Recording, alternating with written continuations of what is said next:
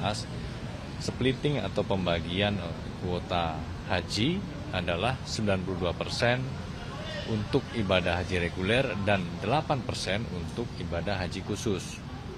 Atau kalau dari jumlah 20.000 kuota, maka ada sejumlah 18.400 untuk ibadah haji reguler. Artinya bisa memangkas panjangnya antrian para calon jemaah itu menjadi lebih singkat lagi.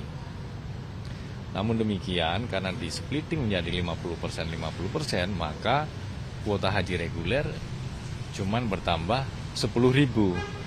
Nah, ini sebaliknya. Kuota haji khusus yang seharusnya hanya mendapat 8% atau 1.600 bertambah secara signifikan menjadi 10.000. Artinya apa? Pertambahan kuota ibadah haji ini kan juga kemudian berdampak kepada para PIHK atau Biro Travel Haji yang kemudian mengelola kuota haji tersebut, melakukan jual beli.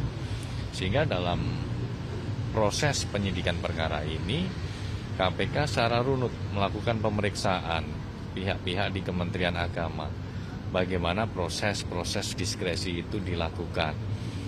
Apakah inisiatifnya murni top down dari Kementerian Agama atau ada bottom up-nya, ada inisiatif-inisiatif dari bawah, seperti dari asosiasi ataupun dari para PIHK ini. Karena pihak-pihak tersebut yang kemudian terdampak dengan mendapatkan tambahan kuota haji yang sangat signifikan dari 1.600 menjadi 10.000. Ataukah pengambilan diskresi itu keduanya ada motif dari atas dan juga ada inisiatif dari bawah. Nah, kemudian pasca dilakukan pembagian kuota ibadah haji tersebut, penyidik juga menelusuri bagaimana pendistribusian dari kuota ibadah haji tersebut. Bagaimana pembagiannya di asosiasi, kemudian bagaimana juga pembagian dan jual beli yang dilakukan oleh para PIHK. Sehingga dalam pemeriksaannya, penyidik secara maraton melakukan pemeriksaan satu persatu kepada para PIHK. Karena memang praktik jual belinya berbeda-beda. Harganya, kemudian fasilitas yang ditawarkan. Bahkan ada juga PIHK yang belum mempunyai izin untuk menyelenggarakan ibadah haji dari kuota khusus ini, kemudian kok bisa menyelenggarakan. Nah, ini seperti apa praktiknya? Ternyata ada jual beli dari PIHK ke PIHK lain, bukan PIHK kepada para calon jamaah. Termasuk dengan antreannya seperti apa. Karena jual beli ini dilakukan kepada para jamaah baru, maka jamaah yang sudah lama mengantri malah kemudian tersalib itu ya di kuota haji khusus ini. Jadi siapa yang bisa membayar lebih cepat, lebih mahal, kemudian bisa berangkat lebih dulu.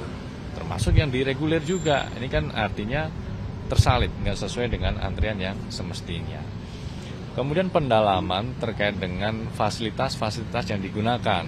Maka penyidik juga berangkat ke Arab Saudi untuk mengecek secara langsung di lapangan seperti apa fasilitas-fasilitas yang digunakan untuk penyelenggaraan ibadah haji, termasuk ketersediaannya seperti apa, ya, dan juga mekanisme dalam mendapatkan layanan ibadah haji ini, ya, karena dalam sistem pelayanan atau sistem registrasinya itu para PIHK ini di pool ya di beberapa titik asosiasi, sehingga nanti yang memasukkan ke dalam aplikasi itu adalah pihak-pihak di asosiasi. Nah, itu kan juga didalami.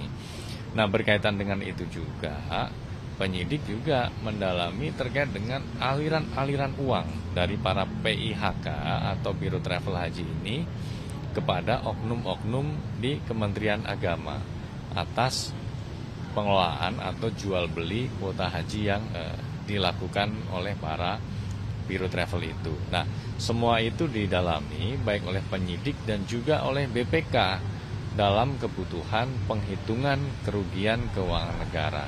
Termasuk apa yang ditemukan penyidik di Arab Saudi itu juga kemudian tentunya menjadi pengayaan dalam proses penyidikan perkara ini. Sehingga ini menjadi utuh konstruksinya.